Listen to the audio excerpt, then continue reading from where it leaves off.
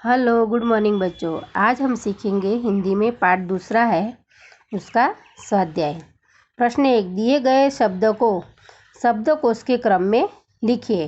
तो इसमें पहला है अभिवादन, दूसरा अभ्यास, तीसरा चिराग, चौथा प्रगति आएगा, पांचवा महकना, छठा विनय, सातवां शायर, आठवां संग्राम, नौवां संध्या और 10वां हमदर्द आएगा।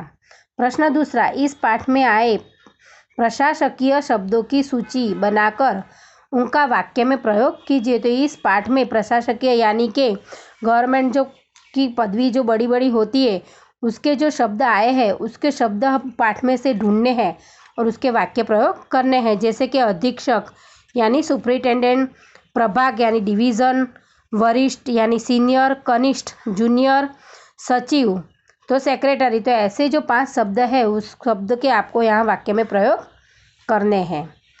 प्रश्न तीसरा, नीचे दिए गए विशेषणों का वाक्य में प्रयोग कीजिए। तो दयावान, तो राजा बहुत दयावान होता है।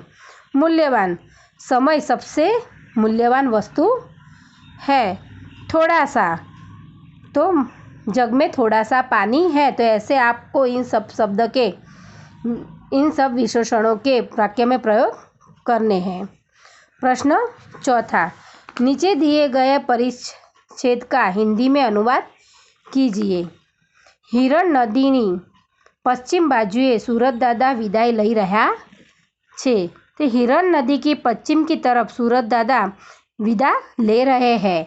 संध्या टाणे पंखीओना टोळा पोताना माळा भणी उड़ी रह्या छे। संध्या के समय पक्षियों की टोलियां अपने घोंसलों की ओर उड़ रही है। ભેંસોનું ખાડું અને ગાયોના ગણ પોતાના માલિકના ઘર ભણી વળી રહ્યા હતા। भैंसों का झुंड और गायों का समूह अपने मालिकों के घर की तरफ लौट रहा है। ત્યારે ઝરમર ઝરમર વરસાદની શરૂઆત થઈ। उस समय रिमझिम रिमझिम वर्षा शुरू हो गई। સૌ અસહ્ય ગરમીની પીડામાંથી મુક્તિનો આનંદ લઈ રહ્યા હતા। लोग असह्य गर्मी की पीड़ा से मुक्ति का आनंद ले रहे थे। मात्र मानव ज नहीं, पशु पक्षी अने जीव जंतु पण साता अनुभववा लाग्या। नहीं केवल मनुष्य ही नहीं, पशु पक्षी और जीव जंतु भी शांति का अनुभव करने लगे। प्रश्न 5वां, अपूर्ण कहानी पूर्ण कीजिए। एक गांव था। उस गांव में एक गरीब किसान रहता था। उनके 2 बेटे थे। बड़े का नाम रामू और छोटे का नाम लखन था। रामू को खेल कूद का शौक था। उसे निशानेबाजी में भी बहुत रुचि थी। बड़ा होकर वह भारतीय सेना में भर्ती हो गया। छोटे बेटे लखन को खेतीबाड़ी का शौक था। उसने खेती की जिम्मेदारी संभाली और एक समृद्ध किसान बन गया।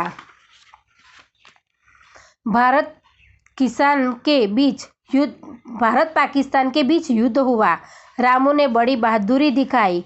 उसने दुश्मन के छक्के छुड़ा दिए। लड़ाई खत्म होने पर सरकार ने उसे वीर चक्र प्रदान किया। सेना में उसे ऊंचा पद दिया गया। अब किसान बहुत खुश है। उसके बेटों ने जय जवान जय किसान का नाम सार्थक कर दिया। तो बच्चों यहाँ पे आपका स्वाध्याय यहाँ पे ख़त्म होता है। आपको आपकी नोटबुक में ये लिखना है। बाय।